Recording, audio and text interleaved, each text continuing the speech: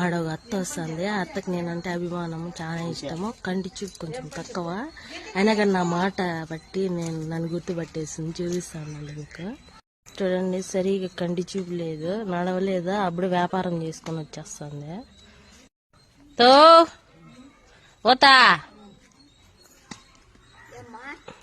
వ్యాపారం అయిపోయినా అప్పుడే గుర్తుపట్టినావు నువ్వు? ఎవరు నేనా? చీరమప్ప కోడలనా? అవునా? ఉండతా ఫోటో తీస్తాండా.